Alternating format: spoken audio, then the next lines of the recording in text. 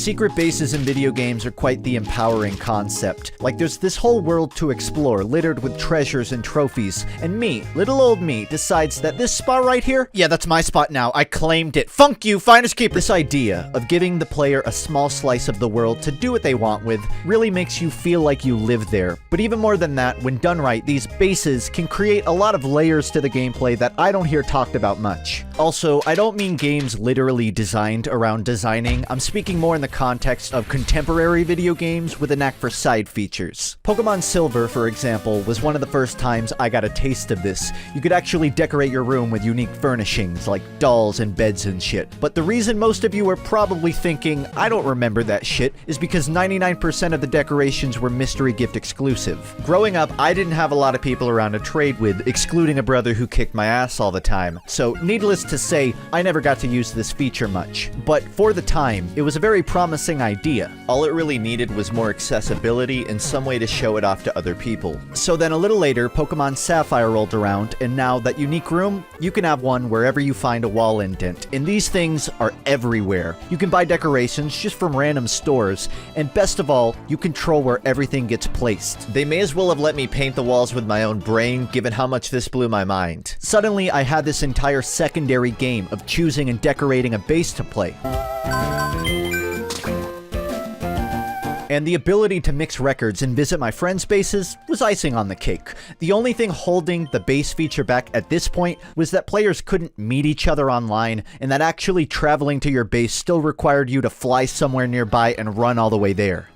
But then, Pokemon Pearl rolled around and changed the entire game. Link cables? Fuck that shit. We just invented Wi-Fi. It stands for we into freaking internet. And instead of flying locally to get home, you just whip out a shovel and head underground. You might be wondering how the hell digging both here and here sends you to the same place. Well, the underground is fucking huge and basically aligns with the overworld. By putting everyone's bases down here, they also made the feature into a more interconnected experience. One where you could visit your friends in real time and even play little games with each other, like playing capture the flag with your bases and loading the tunnels up with traps. It's like I was watching secret bases evolve with every new gen, from a niche trade incentivizer to a cute side feature into the beginnings of a true multiplayer. I should also mention with Pokemon Platinum came the Resort House, which was basically a second home for you. Not gonna lie, I wish I could afford that shit at age 12. At this point, all I could think was, where's it gonna go next gen? And with the release of Gen 5, quickly that turned into, where'd it go?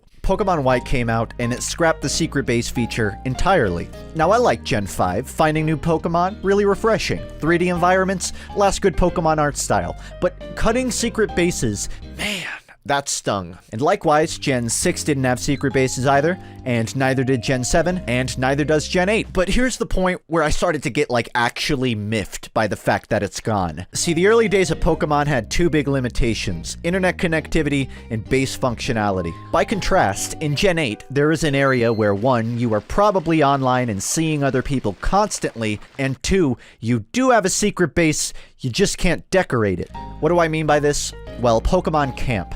See, you can at any time pitch a tent and set up camp to play with your Pokemon, and other players can actually join you there. Also, you can recolor the outside of your tent that other people see. So if you follow me this far, then you're probably on the same page as me. Why can't I decorate it? My question is rhetorical, of course, it's Game Freak, but if I had to guess, it probably wasn't even considered, and if it was, then this handheld console engine I doubt could pull it off to begin with. Still, I can't imagine having an inside tent area for decorating while keeping the outside camp as it is would be an impossible thing to pull off. Having a secret base in this game would actually make a lot of sense. Suddenly setting up your camp would be a much more personal experience, and visiting random tents would suddenly feel a lot less homogeneous. Somehow, in my opinion, Gen 4 produced a more immersive multiplayer experience than a 2019 home console title did, and it's all because they took away a few seemingly useless creative tools. I guess what I'm trying to say is, fuck you, remake Sinnoh!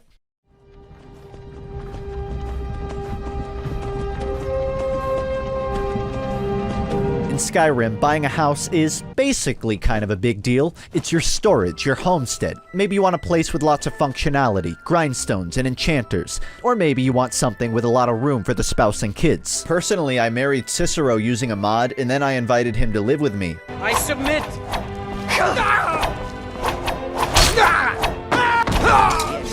I'm starting to regret it. The cheaper houses have less features, but they can be obtained pretty easily. The better houses require a lot of hard work and questing to get, but it's worth it because of all the utility. Whatever you settle for, this investment comes in handy throughout your entire playthrough because you don't have to run around Skyrim for all your resources anymore. Do you follow me so far? Okay, so now I'm gonna break new ground and compare Skyrim to Breath of the Wild. In Breath of the Wild, buying a house is not so much of a big deal. You can take a nap, cook some food, two things you can already do anywhere, and you can display some gear on the wall. Check out this shield. I've shredded some serious gnar on this puppy. But otherwise, that's about it. To be clear, I don't think this game is any worse off without house features. Skyrim and Breath of the Wild are different in so many fundamental ways that yeah, it makes sense one is less useful. What I'm trying to convey though is that there are things Zelda could have done to improve. I want to plant fruits in my yard so I don't have to farm them somewhere else. I want to retrieve horses from my stable so I don't have to run 30 miles west to do it. All I want is a goddamn answer as to why Link climbs on the storage door. Just turn the knob! Now, technically speaking, getting this house eventually leads to a quest line where you build an entire town, and I guess you could call that a functional base to some degree,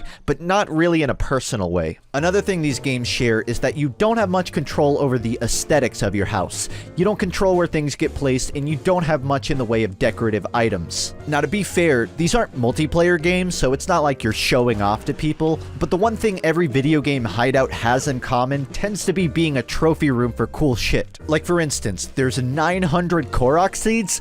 I'd almost argued that letting me trade in some of them for a Korok doll or some furniture or something would make for an enticing reason to not stop after getting 100 seeds. Also, not to be that guy, but 2 days after Hearthfire, someone modded in movable furniture. So, running a little low on excuses here. Next up, I'm gonna break my own rule for a minute and talk about games where building kind of is a central mechanic. Rust is a game about accumulating resources and using them to build a larger and larger base. Because of how easy it is for anyone to break in and steal shit while you're gone, there's this sense of urgency to reinforce the walls, to come up with clever ways to avoid being looted. Maybe it's with fences, maybe it's a lot of locked doors, maybe it's converting the roof into a sniper den. Your objective here is to basically build the strongest pillow fort, and this demands some level of strategy to your construction. The last thing you want is blood-hungry visitors knocking on your door to get inside.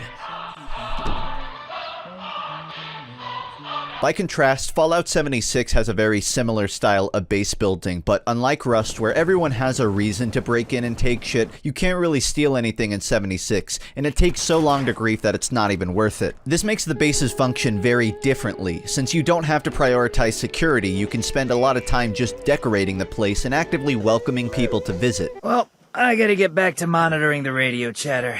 Excuse me.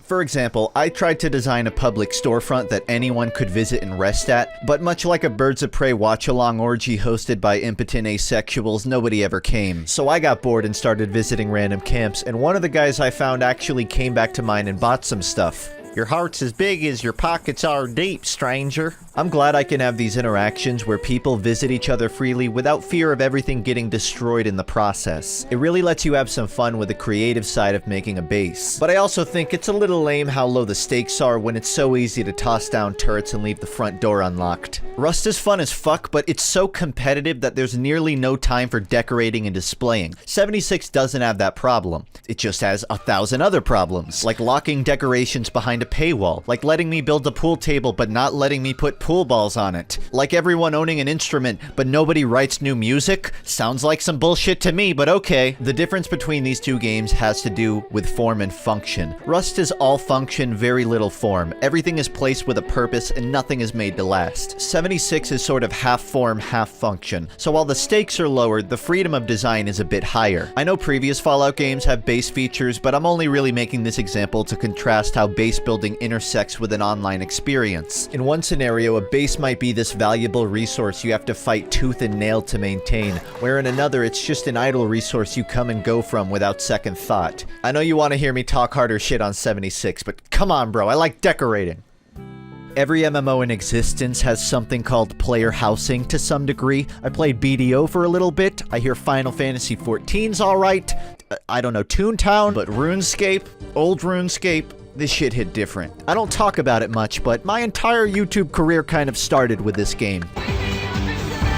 There is a reason I don't talk about it. See, where a lot of MMOs use player housing as a bragging right, RuneScape turned the whole damn thing into its own skill, construction. Through a lot of time and resources, you build and develop property. The skill itself plays like a sort of fetch quest where you find out what you need and then how to get it, aka buy it off medieval Amazon. Obviously, fetch questing isn't the most fun skill to train, but being RuneScape, it still made me chuckle a few times in the process. I hired a gourmet chef to work for me, but all I did was use her to fetch shit from the bank and she hated it. Then when I finally asked her to cook a meal, I realized I never built a dining table, so she can't even do her job. Whoops. The thing that's great about construction is how the further you get, the more useful your house becomes to anyone that visits. You've got a portal room, a prayer altar, mini games. Back in the day, it wasn't uncommon to see pretty heavily populated house parties going on. You would figure as time progresses, construction would be updated with even more useful features, maybe the ability to train farming here, or even access your bank. I decided to look into it, and This entire area is so outdated and glitched and buggy.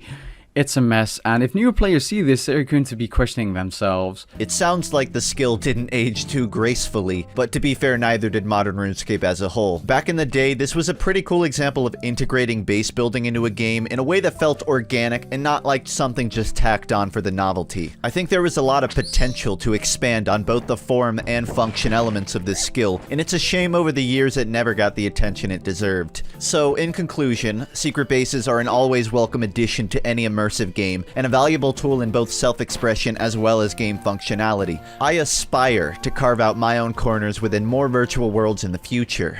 Oh, and I never played MGS5. Bye! Oh, I'm sorry, did you want me to sing the patron names? It's been 10 months, I'm kind of running on a backlog here. The Weezer outro will be back, this is what you get for now though, so sorry and thank you.